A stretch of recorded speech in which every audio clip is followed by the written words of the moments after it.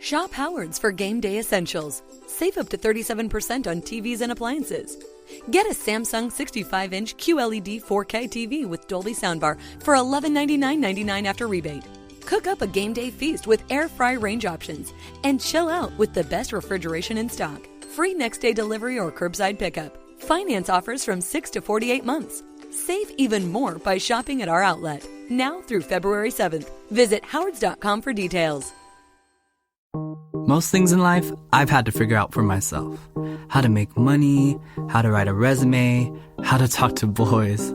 But when it came to signing up for health insurance, I had a hard time figuring it out on my own. Turns out, I didn't have to. Covered California was made by Californians for Californians. They have experts to walk you through the process and financial help for people who need it. Enrollment ends January 31st. Go to coveredca.com. Covered California. This way to health insurance. Hello, everyone, and welcome to the Jeffrey Epstein Show. I'm your host, Bobbycapucci, and this is Daily Drop number 350. Things are heating up as we come upon Ghislaine Maxwell's trial in July.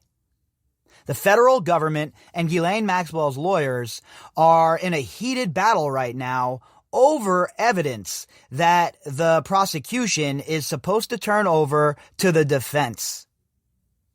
They sent a scorching letter to Judge Allison Nathan, the defense did, and they're basically saying that the prosecution has not lived up to their end of the bargain.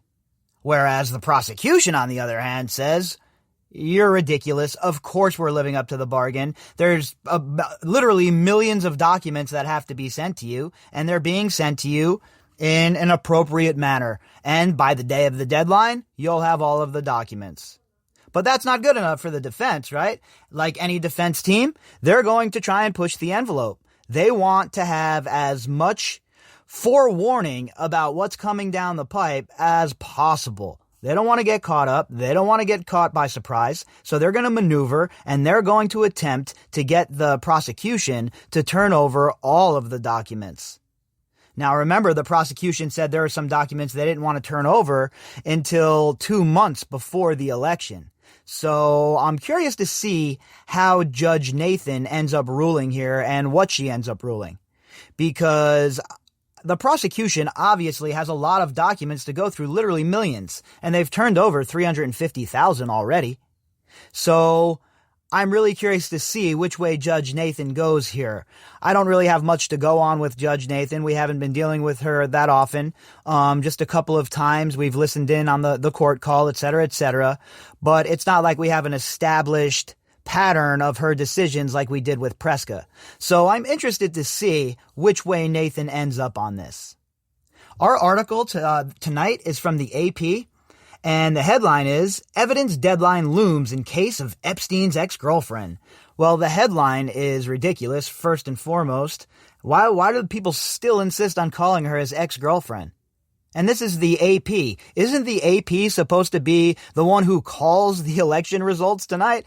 Boy, I have a lot of confidence in that and in them. This article was authored by Larry Neumeister, and just so we're clear, she wasn't his girlfriend, she was his co-conspirator, fellow child abuser, general all-around scuzzbag, and, let's hear it from the back, bipedal serpent. Prosecutors and defense lawyers are clashing days before a deadline for evidence to be turned over in the prosecution of Jeffrey Epstein's one-time girlfriend, wrong, co-conspirator, fellow child abuser, general all-around scuzzbag, and bipedal serpent on charges that she recruited girls for him sexually to abuse. So, the lawyers here are, just like we said in the opening, they're definitely wrangling and they're trying to pull on whatever levers that they think that they can pull on to try and get this to move in the direction they want it to move. They know that they're up against it. They know that there is a absolute ton of evidence, and the fact that the prosecution is waiting until the very last minute just once again adds more weight to the fact that I think that they're going to be dropping more charges on them. more charges, and when I say more charges, I mean RICO. We know that this didn't happen in a vacuum. We know that this wasn't a crime of one person. It was obviously a criminal conspiracy that Ghislaine Maxwell was involved in up to her forehead. So I expect to see those charges, RICO charges and similar, be slapped on these people as soon as other people are brought into the mix. Indictments are sealed, etc., etc. The trial of Ghislaine Maxwell is not scheduled to start until July, but prosecutors must turn over evidence to her lawyers by Monday. So they got less than a week, 6 days. And they have some stuff they got to get working on to turn over. There's no doubt about it. But we're talking about the federal government here. We know they're going to wait till the very last minute. If they were waiting on you, of course, it's never the last minute, right? Like, say you owe the IRS money. They're coming to get it right away. But if the IRS owes you money, forget it. Same situation here. The federal government will have it in by the deadline, or they'll file some kind of extension or whatever the hell sort of, strategy you use in that situation. I don't even know what would occur there, right? If they needed more time, I guess they could file for an extension. That would make sense. But again, who the hell knows, right? I'm certainly not a lawyer. Maxwell has pleaded not guilty to charges alleging that she recruited 3 girls in the mid-1990s for Epstein to abuse. Epstein killed himself, allegedly, in a Manhattan federal lockup in August 2019 as he awaited trial on sex trafficking charges. So there's a lot of leaps being made in this article by the austere AP. He killed himself, huh? That's definitive? Or is that just what you were told, the narrative you were told by the same people that you were telling us are liars on a regular basis? Which way is it, AP? Are you just going to accept that narrative, or are you going to do some journalistic work and try to get to the bottom of it? I guess we'll have to wait to see what answer we get from AP on something like that, considering, On October 30th, prosecutors said in a letter to a Manhattan federal court judge that they will, in the next week, give Maxwell's lawyers over 1.2 million documents from devices seized from Epstein's residences. 1.2 million documents. And that's just what they weren't able to destroy, right? I wonder what they were able to flush. I wonder what they were able to hide at Zorro Ranch, which still hasn't been raided. Maybe I should just bring that up in every episode we do from here on out, at least for a second, about Zorro Ranch. It's absolutely ludicrous that Zorro Ranch has not been raided, considering everything we know about Jeffrey Epstein, about how he had stash spots, about how we know New Mexico and Zorro Ranch was used as a place to abuse girls, yet nobody has decided to raid it. Not the federal prosecutors and not the state prosecutors. It's an absolute joke. They say they've already turned over more than 350,000 pages of documents, including search warrants, subpoena returns, and some records related to law enforcement investigations of Epstein. So the deadline's Monday. They have roughly, 900,000 more documents to turn over, 850,000 more documents to turn over.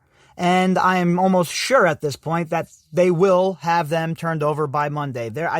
In my opinion, they're just waiting them out. And now the prosecution is dragging its feet the same way the defense did. The shoe is on the other foot now. And they're taking their merry old time. They're not in a rush. The wheels of justice grind slowly. Defense lawyers have complained since Maxwell's July arrest that prosecutors are slow-walking the turnover of evidence the defense needs to prepare its arguments to challenge charges against the 58-year-old British socialite. What? Co-conspirator? General all-around scuzzbag and, bipedal serpent, you mean, right? The arguments are due December 21st. So that's going to be, December 21st is going to be pretty interesting in my opinion. That's where we're going to start getting into the meat of things, right? The discovery phase, more evidence. Things are going to start getting really, really real inside of that courtroom. And hopefully I'll be able to access, those trials every time that they're taking place via the phone system. And then, of course, like I said, in July, when the actual trial itself starts, I will be in New York and covering it for its duration, I hope. Summer is gone, winter is coming, and the government has failed to make good on its promises, the lawyers wrote. What do they think? They're George R.R. Martin? Winter is coming. Shut up. All right, shut up. You'll get it on the day of the deadline. Don't try. You see, this is what they do. They just keep, poking and poking and poking and prodding. And hopefully they find a technicality. Like I said in the very beginning, they'll throw enough shit against the wall hoping something will stick. And this is more of that. The lawyer said in an October 23rd letter to the trial judge that prosecutors had promised substantial production of evidence would occur quickly, but so far it has been substantial in size, not substance. Right there, they tell you what they really mean. This is all about getting early access, right? They're not happy with what they got. They want what they want. And unfortunately, that's not how this works. They will get what the prosecution releases, as long as it's on at the deadline, and then at the deadline, they'll get everything else. It's pretty simple how this works, but again, they want to stay in the news. They want to keep it relevant. They want to make it seem like Ghislaine Maxwell is getting a raw deal. They're trying to build some public support for this woman. Unfortunately for them, me, my beard, and all of the amazing listeners of the Jeffrey Epstein Show see right through it. They said about 1/4 of the documents turned over so far relate to materials from civil litigation to which Miss Maxwell was a party, and the remainder relate largely to Epstein and have nothing to do with the 1994 to 1997 time period of the conspiracy alleged in charges against her. And that's significant in my opinion as well. The period of conspiracy alleged in charges against her. So that means, in my opinion, and again, I just like to be clear when I'm just giving you my opinion and want to make sure we're clear about that. I don't have any inside information here. But it would seem to me that they don't want to turn this evidence over because of the other charges that are coming. They don't want to tip their hand to the other co-conspirators. So they're going to wait till the very last minute. And I would not be surprised if Monday isn't a day that maybe we see some unsealed indictments. Again, I don't have any inside information that's giving me that, feeding me that. That's just a hunch that maybe we'll see something like that, considering that's the deadline. And once they give over the information they have, the hand is tipped. So perhaps we'll see some unsealed indictments and maybe we'll see some arrests next week. Maybe. We'll see. In their letter, prosecutors called the defense claims factually and legally incorrect. Not shocking. We know that the prosecution is working their strategy here. They have a way they're going about this. They're doing it in a manner where they are not going to give the defense any sort of ammunition or any tips to maybe get a jump on them. They've been very precise thus far since Maxwell has been arrested. Contrary to the defense's suggestion, the government has made numerous productions consistent with the discovery schedule in this case and is working diligently to continue to meet the discovery deadlines in this case, they wrote. So the prosecution is saying, look, we have turned over a numerous amount of documents. We're working diligently, and by the date of the deadline, all of the discovery material will be turned over to the prosecution. And of course, it was a preemptive strike by the defense, right? Again, they're trying to refurbish her image here. They're trying to, gin up some support for their client in the public eye. But we all know that that's not going to work. They could try that all they want. They can attempt to do that, and they can try and make it look like she's getting this absurdly horrible treatment. But it's rather obvious that if you have a scale in your jail cell and you have a computer in your jail cell, that you're the one that's getting special treatment, nobody else, and nobody's treating you badly. So, again, it's just more noise and a way for them to try and get some support for their client by misleading the public and saying she's being treated in such a draconian manner. Prosecutors also disputed defense claims that Maxwell did not have adequate access to evidence at the Metropolitan Detention Center in Brooklyn, where she is held without bail. Prosecutors said she had access to the materials 13 hours per day, longer than any other inmate. So there you go, folks, okay? She has access longer than any other inmate. Why? What makes her so special? And that's why when people like Brian Basham come out and start piping off out of the side of their neck about how she's being treated so poorly, she can't have her lettuce wrap. Give me a break, dude. She's getting way more time on the computer than anybody else. She's getting way more time than anybody else to have a go through of the documents. She has a scale. She was one of the first people to see a lawyer. I mean, what more do you want? She's no longer running around the halls of Mar-a-Lago. She's no longer lounging by the pool down in Palm Beach. She is now a guest of the state, and she should be treated like any other inmate. If you'd like to contact me, you can do that at bobbycapucci@protonmail.com. That's BOBBYCAPUCCI@protonmail.com. You can also find me on Twitter at BOBBY_CAPUCCI. All of the links that go with this episode, including the PayPal link if you would like to help donate to the show, can all be found in the description box. All right, everybody, I will be back tomorrow, and we will see what the lay of the land is then. Hope everybody has a fantastic and safe night. Welcome to Virtual Meditation with Shiloh. Hello? Today we're working on forgiving ourselves for not knowing the difference between upload and download speeds before getting cable internet. That's oddly specific. Repeat after me. I am not my cable internet. Wait, I don't have cable. I'm not a bad...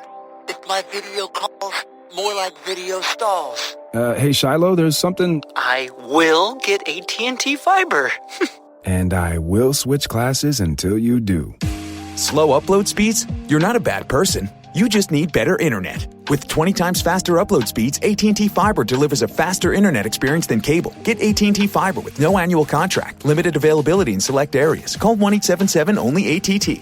Check eligibility at att.com/getfiber based on combined internet 1000 wired up and download capacity versus major cable providers 1 gig service with uploads of 35 megabits per second. Speeds vary, not guaranteed. Restrictions apply. You're easier and cheaper. It's hard not to keep you. Your menthol cigarettes, but your history goes deeper. Into black communities where big tobacco wants you to be. Been there for 50 years, but getting there wasn't free. You spent millions on billboards, commercials, and ads. Tobacco killing more of us than drugs, alcohol, AIDS, or murders together have. And to think we let you do this in our face is absurd. So let us go to wearenotprofit.org to be heard.